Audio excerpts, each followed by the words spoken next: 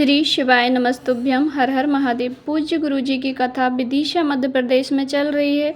छठे दिन की कथा आज पूरी हो गई है। छठवें दिन की कथा में गुरुजी ने ऐसा उपाय बताया है जिसे करके आप छोटे से छोटे, यदि आपके पास कुछ भी नहीं है, धन नहीं है, पर आपका मन है, गुरुजी कहते हैं कोई भी कार्य करने के लिए, अर्थात यदि आप भंडारा करना चाहते हैं या कोई बड़ा आयोजन करना चाहते हैं, कोई धर्म करना का काम करना चाहते हैं, तो आपका मन होना चाहिए। धन भले ही आपके पास ना हो तो भी, पर मन होगा तो आप कर सकते हैं। गुरुजी ने 4 प्रकार से भंडारे करने की बात कही। गुरुजी ने कहा यदि आपका मन हो कि मैं भी भंडारा कराऊं, मैं भी दान पुण्य करूं, तो आप इस प्रकार से भंडारा कराइएगा। जैसे आप एक बिस्किट का टुकड़ा लें। गुरुजी ने कहा आप एक 2 रुपए का बिस्किट का पैकेट ले लीजिए, उसे आप मसल के थोड़ा सा उसको फोड़ करके पीपल के वृक्ष के नीचे या किसी भी वृक्ष के नीचे डाल दीजिए। फिर आप थोड़ी देर वहाँ पर देखिए।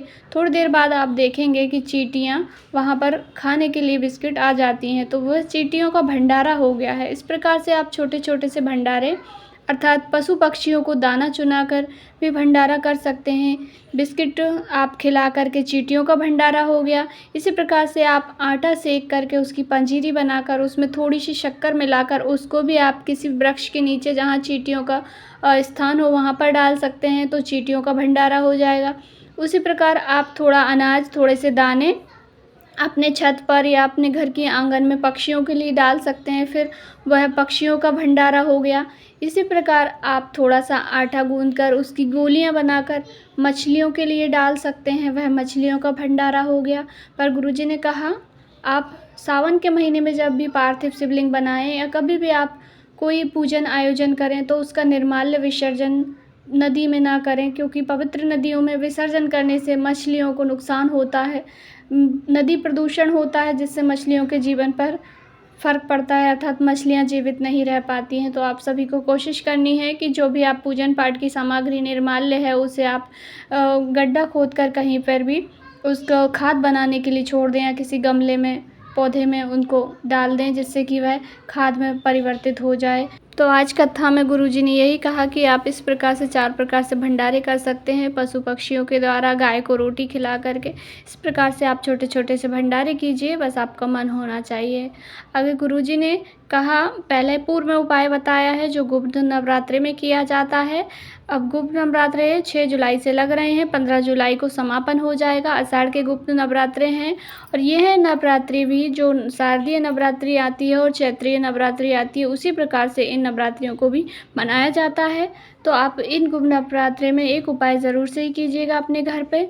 आपकी कोई भी मनवांछित कामना हो, किसी भी कामना की पूर्ति के लिए आप यदि उपाय करना चाहते हैं, आपकी कोई भी कामना हो, उसके लिए आपको 2 शिवलिंग का निर्माण करना है। अपने घर के गमले में करिए या घर में गार्डन हो, पौधा हो, जहाँ पर भी आपको 2 छोटे छोटे से शिवलिंग का निर्माण करना है। या तो वहीं पर कोई कंकड़ पड़ा हो, कोई मिट्टी की ढेली पड़ी हो, उस पर भी आप यह उपाय कर सकते हैं। 2 ले लेना है आपको, या 2 मिट्टी की ढेली ले लीजिए, 2 कंकड़ ले लीजिए, या 2 शिवलिंग का आप निर्माण कर लीजिए। उसमें से एक को आपको गौरा मैया मानना है, एक को आपको भोलेनाथ मानना है। आप जिनको भोलेनाथ माना है उनको आप 5 सफ़ेद फूल चढ़ाइए। आप चाहें तो चावल के दाने चढ़ा दीजिए, चंदन चढ़ा दीजिए, पर गुरुजी ने इस उपाय के अंतर्गत केवल 9 फूल देवी माँ की शिवलिंग, जिनको आपने देवी माँ माना है, उन पर 9 फूल लाल चढ़ाने हैं। लाल कोई से भी फूल ले सकते हैं आप, जो आपको मिल जाए। और 5 सफ़ेद फूल आपको केतकी को छोड़कर कोई भी सफ़ेद फूल जो मिल जाए वो भोलेनाथ की शिवलिंग पे चढ़ाइए, और 9 फूल देवी माँ को चढ़ाइए, अर्थात शिवलिंग का ही जो आपने देवी माँ का स्वरूप माना है उन पर चढ़ाइए। फिर आपको एक घी का दीपक जलाना है, दीपक भी आपको गोल बाती का जलाना है।